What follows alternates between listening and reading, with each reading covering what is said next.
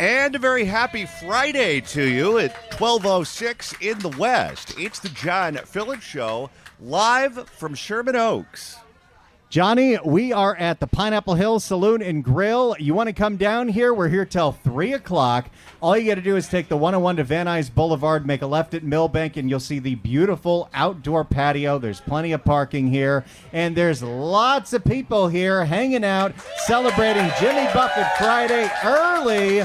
There's actually a big old bar in the back. You don't even have to go inside to get a cocktail, so the only people not drinking should be you and me. Well, I've got to tell you, the best part about coming down here for this event here in the San Fernando Valley, it's not the weather, it's not the wonderful food, it's not the fact that they have a bar on the inside, they have a bar on the outside, it's not the fact that Angela's here and the Howard Jarvis Taxpayers Association's here, and Daniel Gus is here, and Roxanne Hogue is here.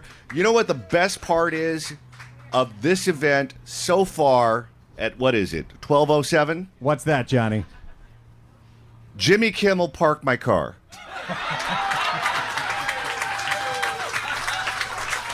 I pulled into the parking lot.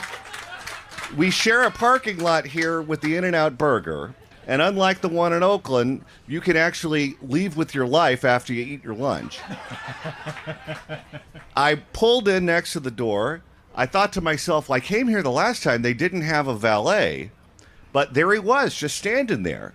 So I took my keys, I threw them right at his gut, and I said, park it over there and make sure you don't press all the buttons. And here we are. And isn't this wonderful? We're going to be here till 3 o'clock, and as Johnny said, the Howard Jarvis Taxpayer Association is here. They've got a table right out front where you can sign a petition to save Prop 13 so we can all still afford to live here. And here's a piece of advice. I know many of you are already enjoying the beverages, already enjoying the cocktails, the beers. I see many of them out there. If you're considering having lunch here, make sure you put your order in before Katie Porter calls in her takeout. Because if you wait, that may take a really long time. We're starting there, are we? We're starting there. It's Friday. It's Jimmy Buffett Friday. Why not? Do you like my shirt? Johnny, is there anything you're trying to tell the audience by the fact that your shirt has a bunch of upside-down pineapples on it? Well, not all of them are upside down. Some of them are right side up. What does a sideways pineapple mean? You don't want to know. All right, we got a big show for you today. We're going to be here live until 3 o'clock in the afternoon. But, Randy, it's time to start the show with an update on a subject we've been talking about all week and last week, too. We know how the city of Los Angeles operates. Residents see something they don't like. They complain through the proper channels. Nothing happens. They complain through the proper channels again. Nothing happens. They call the police. Nothing happens. They call the city council. Nothing happens. They call the mayor's office. Nothing happens. A year goes by and nothing happens. They call the local news. The local news comes out to do a story. And 1 week later, the city of LA is finding cleaning up that massive homeless encampment in Koreatown. Now, just in case you didn't hear those episodes, this is the homeless encampment that has a swimming pool. It has a movie theater. It has a tennis court. And last we heard, they were trying to put in pickleball courts, too. They've got a barbecue pit as well, although I would not recommend the brisket. No. But if you think the people in your HOA are annoying, just try this homeless encampment HOA. For more on the city of LA finally getting shamed into doing their job instead of finger pointing, here's a report from NBC4. City crews have started clearing a homeless encampment that has had neighbors frustrated for more than a year. NBC4's Camilla Rambaldi has an update now on the cleanup work that started out there this morning. A view at neighbors who live. Just remember, this was sitting here and festering for over a year. And Katie Yaroslavsky didn't want to do anything about it. Karen Bass didn't want to do anything about it. But as soon as you got the cameras and the helicopter shots from channels 2, 4, 5, 7, and 11, what do you know? The city can actually do something. A few neighbors who live here in this Koreatown neighborhood say they have been waiting to see. Thank God. Thank God. The sound of machinery and crews on the ground today cleaning up the growing encampment on an empty lot located on South Manhattan Place between 7th and 8th Streets. The lot was filled with tents, mattresses, household items, and trash. And more than that. It's an issue people who live nearby say has been ongoing for about a year. I'm feeling good because they take care about this place because now we feel. Well, no, finally they don't care about this place. Finally, they got shamed into doing what they should have done a year ago. Well, what I don't understand is when they finally clean these encampments up, they're almost apologetic about it. They shouldn't be apologetic about it. As they're cleaning up all of their trash, they're picking up the mattresses. They should look them right in the eye and say, what was once the cradle of your love is now landfill. Get out. Place because now we feel a little more safe. I'm just hoping that it stays clean, that security is going to be here nonstop, and we don't have this issue again. Eddie's. I don't know about that. You know, they did clear it a year ago, and then everything came back. Well, it's Koreatown. If you clear it and you actually keep the homeless out, you're going to be replacing it with illicit massage parlors. Eddie Santana is the property manager of the apartment building next door to the encampment. NBC4 first spoke to him on Tuesday. They were tapping into our units. We had 2 outside plugs. We had this happen a year ago. Not as bad that the city did come and clean it up. However, a month after that, this happened. So, fingers crossed. Wasn't one of the campaign promises when Karen Bass was running for mayor that, hey, once we clean up a homeless encampment, you'll never see it return. You call us when you see one tent and we'll get rid of it. That didn't really happen, did it? Well, here's what I'd like to know. At this homeless encampment, they had full-on electricity, correct? Yes. Why is it that the one place where Southern California Edison can provide consistent, reliable service, it's to a homeless encampment that's stealing it? And they were running the illicit power cord from a street lamp through a street, so people were walking over it and tripping over the power cord that powered the big screen TV in the middle of the dump. That sounds safe. A statement today from Councilwoman Katie Yaroslavsky, who oversees this area, reads, "It's important that the property owner finally stepped up and is taking responsibility for their lot. It was long overdue. The conditions had become unsafe." Wait, no. It's all the property owner's fault that this got so bad? And this was supposed to be someone in Delaware, correct? All they know is that it's a corporation that's registered in Delaware, like many corporations that don't want to pay taxes. Well, I actually don't think that this is one of those shell companies. Because if you have a homeless encampment that's loaded with drugs, and you have some guy in Delaware that owns it, my guess is it's Hunter Biden. It was long overdue. The conditions had become unsafe for neighbors and could not continue. Over the past week, outreach... It's real rich for Katie Yaroslavsky, who's the city councilwoman for this area, which only happened because Nuri Martinez didn't want Nithya Raman to have any more apartment dwellers, so she shoved her onto the residents of Sherman Oaks, that Katie Yaroslavsky says, oh, this is unacceptable. You're the person that's been in charge. Well, and she got that job through nepotism because Zev was on the board of supervisors of the LA County for many, many years. Do you know she's not even the daughter? No, she's the daughter-in-law. She used the name to get elected. Great. Over the past week, outreach teams were on site offering housing and services to everyone living there. Oh, that's why we couldn't clear it. We had to offer housing to all of these people, including the ones that were committing assaults in the next-door building's laundry room. Oh, can you imagine what that Hampton Inn is going to look like after those people move in? Now that the site is being cleared, the property owner must keep it secure and work with LAPD if there are further trespassing issues. According to the councilwoman's office, the property owner also filed a trespassing authorization with the LAPD, which... So if you own property, you have to file a form to allow the police to deal with people trespassing on your property?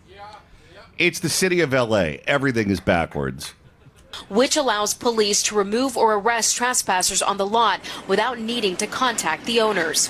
And back here on South Manhattan Place, it's a new start. Just be proactive and let's all work together to make sure that this lot is being cleaned. Once we start seeing something out of pocket, just bring it up with the city. No, that didn't work last time. Never does. Camilla Rambaldi, NBC 4 News. So there you go. Some good news to report today. The residents and local news successfully shamed the city into doing something they should have done a year ago. Well, you know, Randy, you can't have an HOA without having a bunch of Karens. What do you think the homeless Karens were like? I got to imagine if they had any meetings, they got pretty rowdy. Now, you can't put your stolen bikes there. They're visible from the street. All right, so that's what's going on in Koreatown. And Randy, we have an update on another story that we've been talking about. This takes us to the state capitol. We told you a few months ago that State Senator Sabrina Cervantes out of the Riverside area was popped for a DUI. And it was the strangest story because she was the victim in a car accident and then fled the scene. The cops found her at a hospital. They determined that she was under the influence. She said, I'm going to take a blood test. Provides her own test results a few days later that said nothing was in her system. The DA says we're not going to charge her. And then she says, I'm going to sue Sacramento for ruining my name. You know, her sister also ran for the assembly. And the sister, I think, has 2 or 3 DUIs. And that became a problem for her in her campaign. But I think that we should have been onto this sooner, Randy. And why's that? Well, because, you know, in the state capitol, they always do these proclamations where it's National Pancake Day, it's National Pet Adoption Day, it's National this, it's National that. On Cinco de Mayo, when they did the proclamation, instead of saying we're going to celebrate the day that the Mexican army defeated the French army, it was a different type of day in that particular proclamation. Oh, yeah? Instead of Cinco de Mayo, it was the 5th anniversary of the sister's 3rd DUI.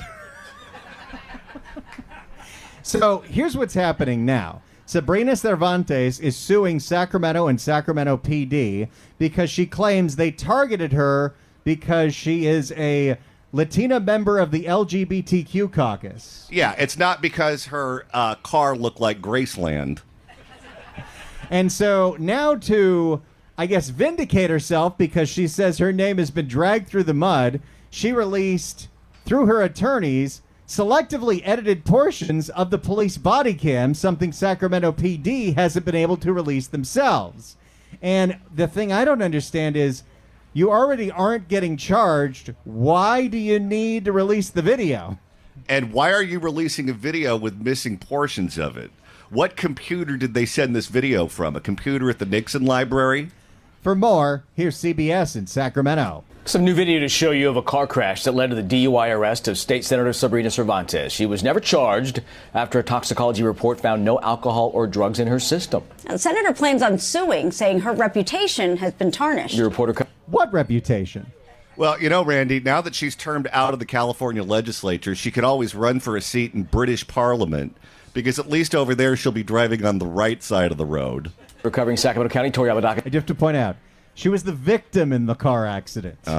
Recovering Sacramento County, Tori Abadaka joins us in studio now, breaking down the body camera footage and what's next, Tori. Yeah, a whole lot to go through here, but today State Senator Sabrina Cervantes' legal team added the body camera video we're about to show you to the claim they filed against the city of Sacramento earlier this month. Keep in mind, though, that this video from the senator's attorney has been edited with captions added and pieces that are missing.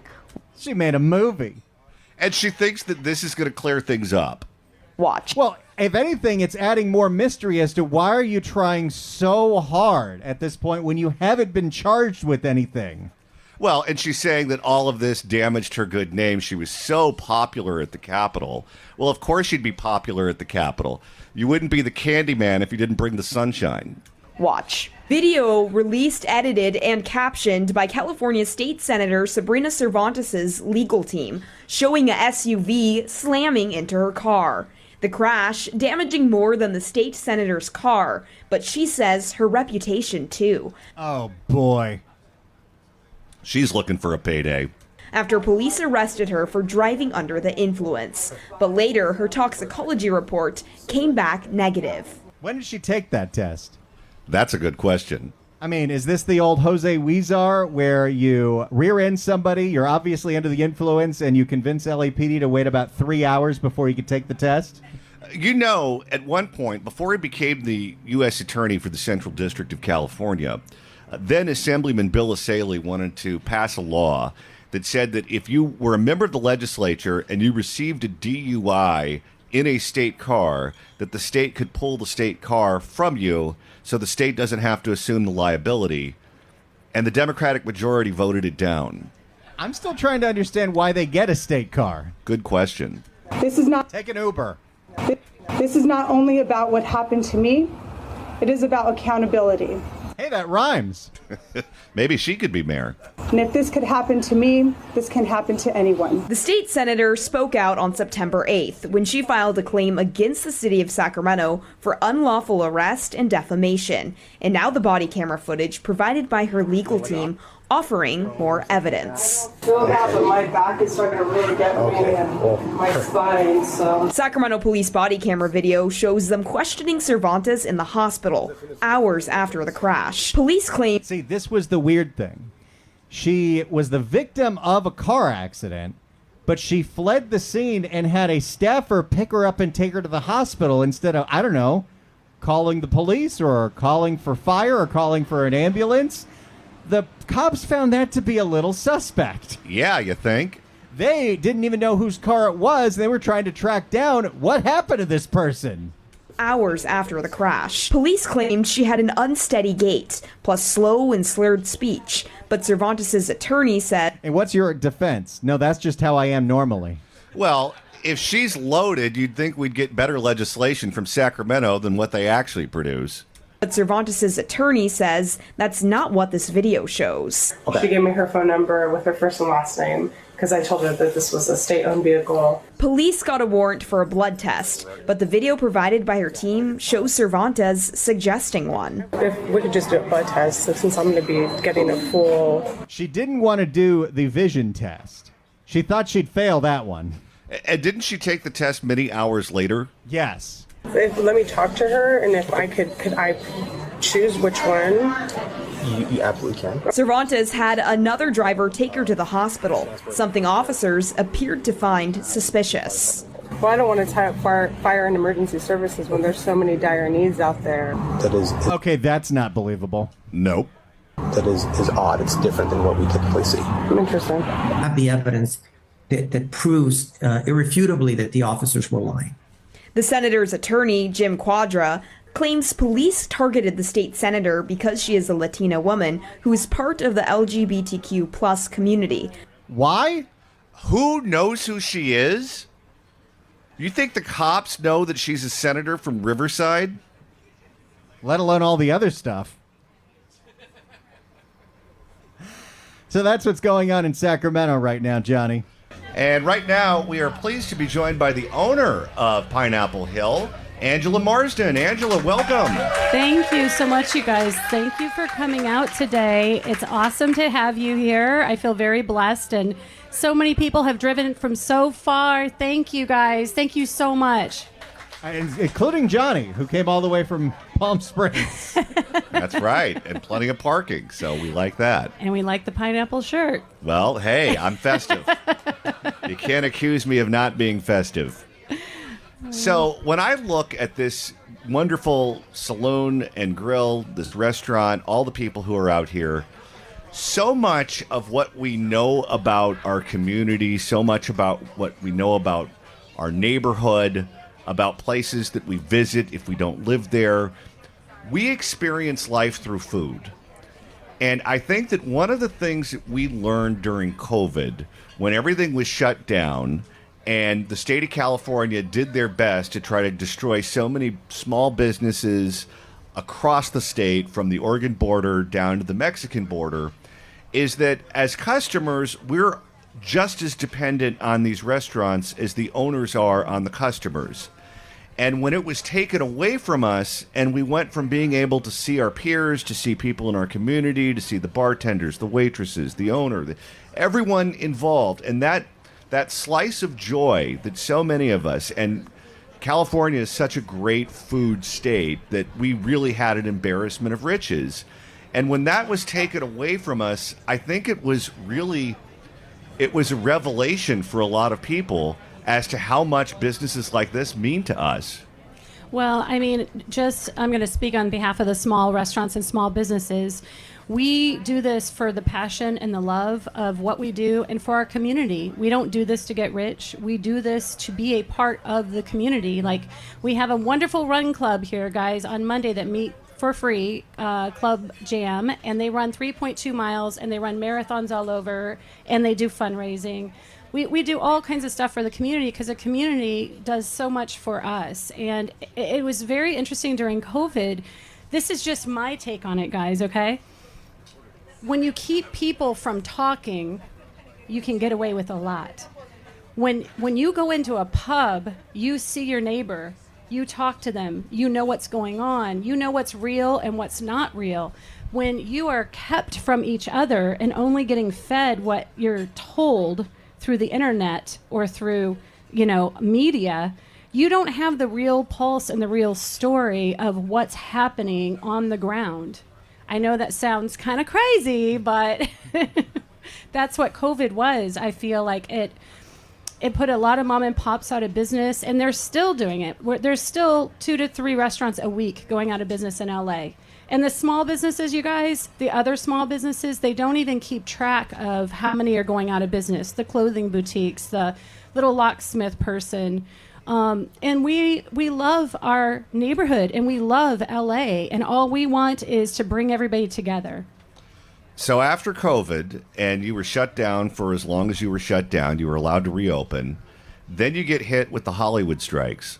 Then you get hit with the fires. Then you get hit with inflation. Then you get hit with everything that they can hit you with, and you're still here. So I am a fighter. I can tell. I feel like I'm talking to Shaquille O'Neal who gets hit every time he gets the ball in the paint. I literally am bartending now to save on money. Like, we are all feeling it. I am blessed beyond blessed. We are a great Vikings bar. If you're a Vikings fan, we're known in Southern California for being a Vikings football bar. A lot of Minnesotans here. A lot of Minnesotans. You know what I saw? I thought you brought a sign language interpreter here for the show, because I saw a guy in a Vikings jersey and the hands were just going all over the place. And as it turns out, it was just Tim Walz and his jazz hands.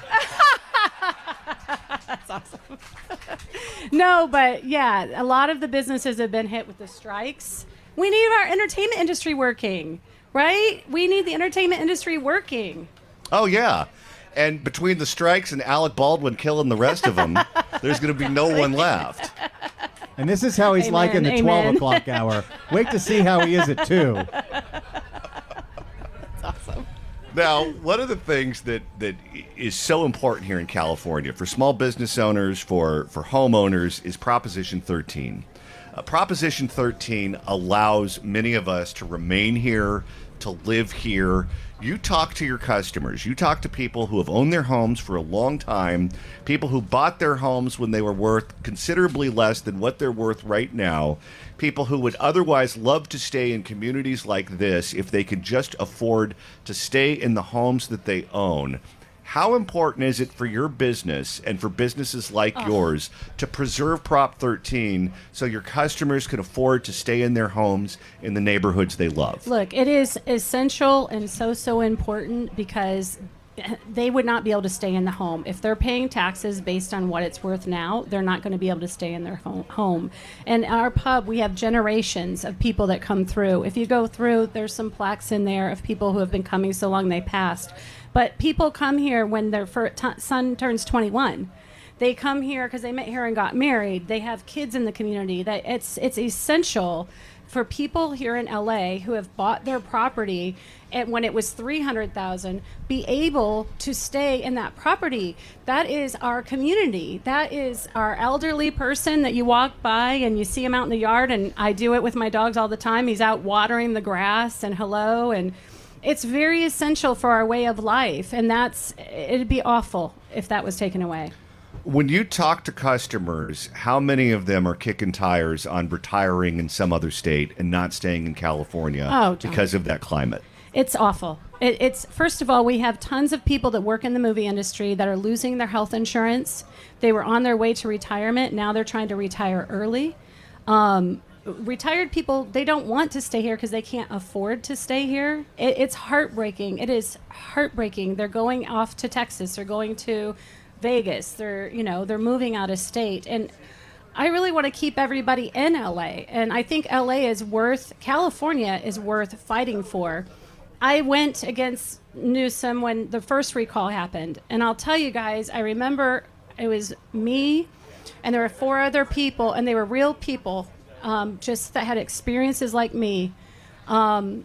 Mark Klass was one of them, and he's a Democrat that was on that bandwagon. And when I heard we weren't going to make it, I collapsed. I was bawling my eyes out because I got a lot of hate for going against Newsom at that time.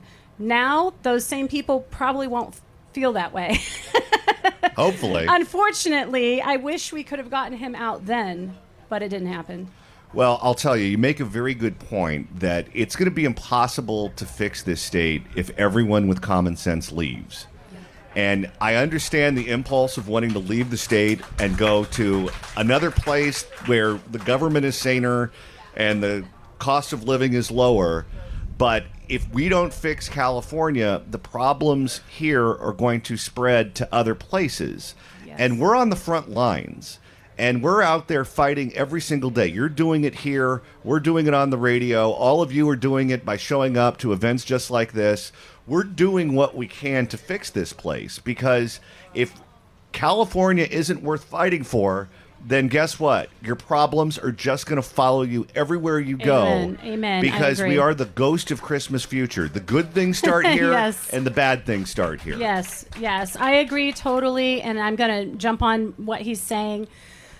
Look, there are days when the fires hit in January, guys, I made it through and did okay last year. Other people went out of business. Literally, a friend of mine, Tiki I want to give a shout out to them. They went out of business last week. When the fires hit, I just started crying thinking, I can't keep doing this. I was told, well, you can get a disaster loan. I already have one that I'm trying to pay off. How do you get 2 disaster loans in 4 years? Like, how is that possible, right? Disaster refi. Disaster refi. But I can't give up on California. We have, first of all, the most amazing culture and amazing people. One thing about LA, why I moved here at a very young age, is because I saw all the different cultures and races, and everybody came together, they had fun, and they created. We're creative people. But I've said this on Motec, I'll say it again. We are the most creative people in the world. We created Hollywood, okay? We put out everything and told everybody how to do it. So why are we hiring politicians that cannot create anything? They can't create jobs. They can't create a cure to get the homeless off the street. They're doing that wrong. They're putting the small businesses out of business with all this over-regulating and everything. When are we going to get people that think outside the box and create for us? Bring the movie industry back. The movie industry wants to be here. They need more incentives. They don't want to go to Atlanta. No. Sorry, Atlanta. But anyway, it's worth fighting for, guys, and everybody needs to stay for it to happen. And also, we have an important story to tell because Gavin Newsom wants to be president of the United States. No. People are eating, John. And if the rest of the country thinks that Gavin Newsom did a bang-up job in California and everything in California is running like a Swiss clock, he might get elected nationally. It's our job, it's our obligation to tell the truth about what's going on in this insane asylum right now to make sure that that guy never sees the White House. Yes. And if he does show up to the White House, he's removed with mace. Yes, yes, yes, please. He's slick enough, though. Do you know who he reminds me of? On Leave It to Beaver. Who was the friend? Eddie Haskell. That's who he reminds me of. Like, that guy will say anything to your face, and he looks good doing it. Like, he does it really well, so it's very scary. All right, so this is Pineapple Hill. We're in Sherman Oaks. What are your hours? If people want to come by, when can they come by? What's your website? Let everyone out there know how they can come. You can go to www.thepineapplehill.com, and we are open from 11:30 to 2 a.m. every day of the week, except for Sundays we open at 9 a.m. because of football.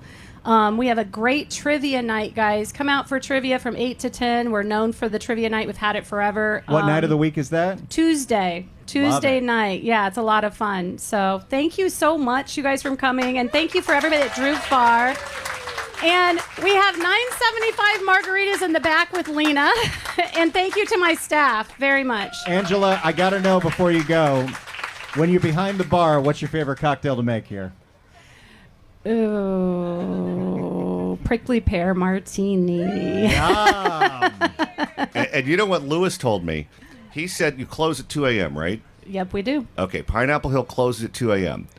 At 2:01 a.m., they reopen as the Upside Down Pineapple Hill. That's exactly what Lewis said. We're working blue today. We're actually doing 6 a.m. games. The Vikings play in Dublin and London, and we will have a pajama party and a Vikings game at 6 a.m. on those 2 days in October. All right. Angela Marsden, thank you so much for stopping by. Give it up for Angela, everybody. And everyone say hello to the voice of business in Southern California, Mr. Frank Motek. He's easy to spot. He's the best dressed man in the valley.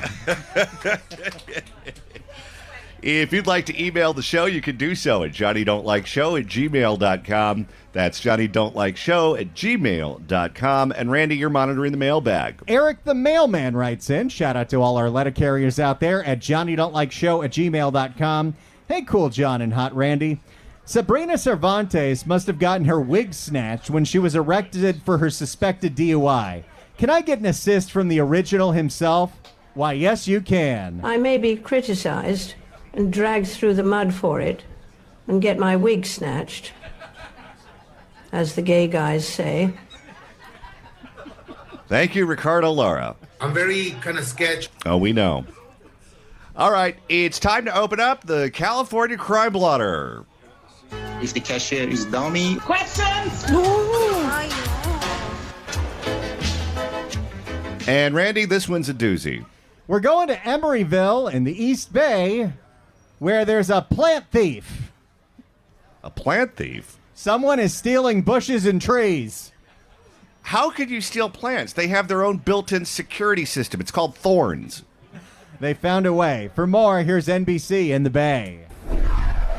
A serial porch pirate has an East Bay neighborhood on alert tonight. Neighbors say the man is not just stealing packages, he's stealing plants too. Including a lemon tree. Good Lord. NBC Bay Area's Jody Hernandez. You had people just stealing your lemons. Imagine if they stole a whole tree. That would upset me. NBC Bay Area's Jody Hernandez has more on the man they're calling the plant bandit. You know, the greenery beautifies the neighborhood, beautifies our house here. Luke Griswold takes a lot of pride caring for his front yard plants, but things don't quite look or feel the same tonight. Last week, someone stole 2 of Luke's potted plants right from his porch. Is there an aftermarket in the Tenderloin that I don't know about where you can sell stolen plants? Well, if he's stealing the lemon trees, one of the parts of the description that should give you an indication as to who it is, it said they're looking for a suspect who is 45 years old, about 5'10", and doesn't have scurvy. Right from his porch. One of them was like a Dracaena, pretty tall Dracaena, and it was a good shape, and it had like some babies budding actually coming out some more growing, and it was in a pretty nice pot. And then we had a little blueberry bush that was out, like, kind of more in the walkway. Neighbors say a serial plant bandit has been helping himself to their belongings. He's been caught on camera multiple times, grabbing greenery and walking away. They're a big part of, your home. Like you come home, you see your plants. Some people care for their plants like it's their child. And some people care for their plants like it's the child they don't like. This man says the thief took his beloved lemon tree from the front of his house. The citrus tree was a gift from his late grandmother, and losing it has left him with a bitter taste in his mouth. You knew they were going to have to do that. You could see it a mile away. It hurts. It hurts our heart, and I never thought someone would come and steal it, just swipe it right off our porch. It makes us wonder if there's a thriving underground market for stolen plants, or if he just has a really thriving garden at this point. Neighbors have... If you just see a really hastily thrown together sign in an empty parking lot that says Jimmy's Nursery, I think you know what's up. Neighbors have banded together to share information and keep watch on the area. They say the man has also been stealing packages, but it's the plants that's left them feeling uprooted. Oh, boy. Okay, we're done. Wait, they're stealing packages, too? Yes. Didn't Rick Jacobs get in trouble for that? Different kind of package. I see. All right, we're here until 3 o'clock in the afternoon, live at Pineapple Hill in Sherman Oaks. We'll see you till 3 o'clock. We're here. Come down and say hi on Van Nuys Boulevard in Billbank in Sherman Oaks. The Fix California Hour is next. Don't you go anywhere.